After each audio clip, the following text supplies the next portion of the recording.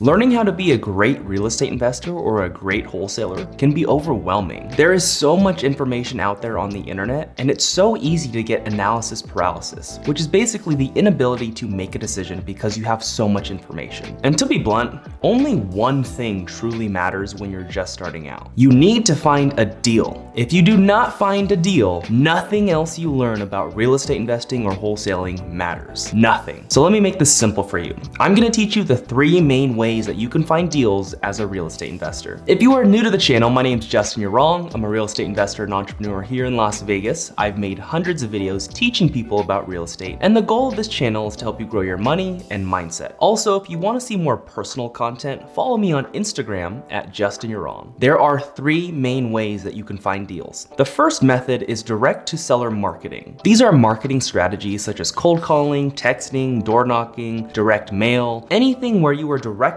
getting in contact with the seller, you and the seller, there's no agents in between. That's what direct marketing is. And in this video, I'm not here to tell you which of those marketing strategies are better and which ones are worse. You have to figure that out yourself, because in reality, they all work. The extent of how well each marketing channel does work and how well you get deals from them, it depends on 3 main things. Number 1, your data. How good is your data? If you have bad data, you are not going to get good results no matter what. There's this term I learned back in business school, and they called it GIGO or GIGO. And this acronym stands for garbage in, garbage out, which is basically saying that if you have bad data, if you have garbage data, you will get garbage results no matter how hard you work, no matter how many skills you have. If you are dealing with bad data, you get bad results. For example, let's say your marketing channel is cold calling, and you are planning to cold call homeowners to see who is interested in selling their home. Well, if that's the case, you first have to find their phone numbers, and there are a lot of services out there that can provide a phone number for these homeowners, but some are bad, some are good. Again, I'm not here to tell you which of those are better, which of those are worse. I'm just saying you have to choose a good data provider. And these particular data providers that give phone numbers, they're called skip tracing services. Skip tracing is essentially when you take a property address or an owner name and you get their phone number. So there are certain services out there that allow you to do that. You just have to pay them to do so. The second thing that will either make or break your direct marketing is your volume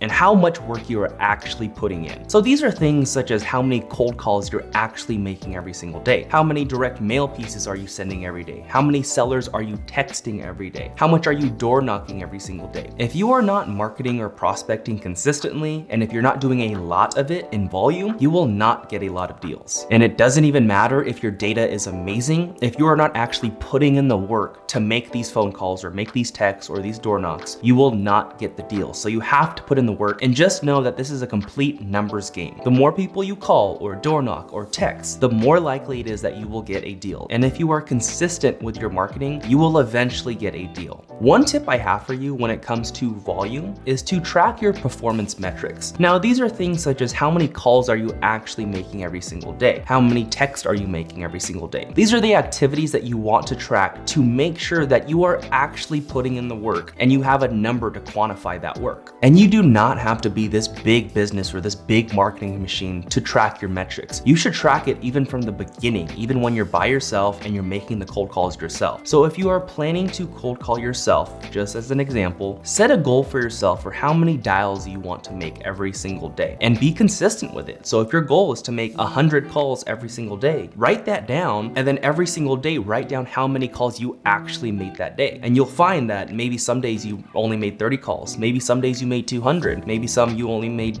2. Whatever that number is, just make sure that you are honest with yourself. Because if you are honest with yourself when you're tracking your metrics, when something goes wrong down the road and you're not getting enough deals, you can go back to your performance metrics and you can see for yourself, okay, why am I not getting deals? Am I not getting them because I'm not actually putting in the work? Or is it maybe because I have bad data? And if you have all the metrics saying, no, you're putting in all this work, it might be the data or it might be something else. You'll know because you're honest with your performance. The third reason that will make or break you in direct to seller marketing is your sales ability. Now, I don't care how good your data is or how much work you are putting in to get these leads, but if you have 0 sales ability and you cannot communicate with people very well, you will not get deals. This is probably the the most overlooked aspect of direct-to-seller marketing, but it is extremely important to get deals. Because when you are speaking to these homeowners, your job is to persuade them or to convince them that you are the right person for their solution and convince them that they should work with you and sell their home to you. Well, if you can't communicate well and you can't sell yourself, there is no chance that you're going to get someone else to sell their home to you. When it comes to direct-to-seller marketing, the homeowner has to trust you enough to sell their home to you and work with you. If they don't trust you,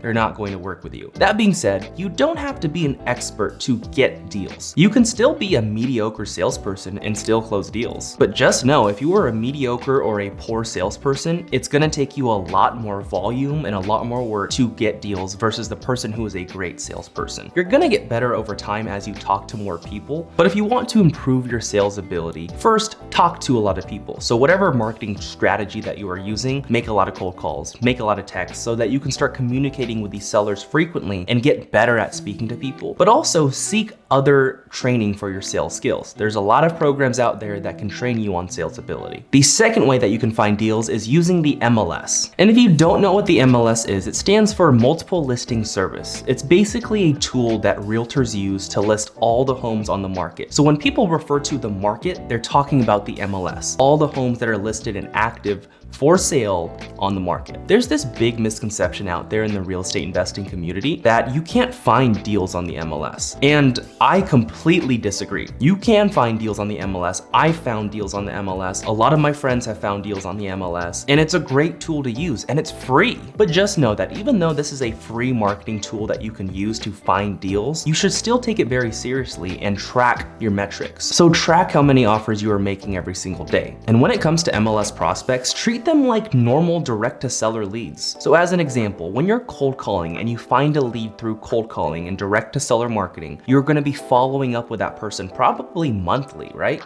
If you get a lead, you're gonna be following up with that lead every single month, or at least you should be, until they give you a yes or a no. I want you to treat your MLS prospects the exact same way. So if you make an offer to a realtor on their listing and they say no initially, just follow up with them every so often and make sure you let them know that your offer still stands and that you're still interested in buying the home, even if the home is already pending and they went with a different buyer. If you want to find deals on the MLS, you have to follow up. I would say that 98% of my MLS deals that I get happen because of the follow-up and because another buyer backs out and the escrow falls apart. And because I've been following up every single month, the realtor comes back to me and says, hey, I want to take your offer now. In fact, I just bought a home on the MLS because of this exact scenario. So I believe the asking or the listing price was $178,000 and I had offered $148,000. That was $30,000 below the asking price. Initially, the realtor had told me no and that she had a lot of other different offers to go with. So I just told her, no worries, I'll check in with you in a month. And I asked her if she had any other properties available. Then I find out that she accepts a different offer and they go into escrow. So another buyer is buying the home that I wanted and that I offered on. That was no big deal to me because every single month I'm just checking in with the realtor. I pretty much just texted her stuff saying, hey, congratulations on your new escrow on this home. I'm still interested in case the escrow goes sideways. And I keep checking up with her every single month. And eventually she got back to me and said, hey, the current buyer is backing out. We want to take your offer now. So the only reason that I got that deal was because I followed up with the agent every single month. It's a lot of work, but the money is in the follow-up on MLS and in any marketing in general. The third way that you can find deals are through wholesalers. I personally treat my wholesaler relationships just like normal leads. So I'm following up with them every single month or so, just checking in with them, seeing how they're doing. I'm also asking them if I can do anything to help their business grow, especially the newer ones, they love that. But I'm just trying to bring value to them and stay top of mind to them so that when they come across a deal, that they'll think of me first. And if you want to buy deals from wholesalers consistently, you have to be consistent with your reaching out to them. You have to stay top of mind. And if you plan to take the strategy seriously, just make sure that you're tracking the metrics of how many wholesalers am I contacting every single day, whether that's a phone call or text or whatever, but you decide for yourself and then stick to a consistent schedule of, hey, I want to reach out to 5 wholesalers a day, see how they're doing. And yes, it's work, but by doing that, I promise you, you will stay top of mind for a lot of wholesalers. And a lot of wholesalers now bring me their deals first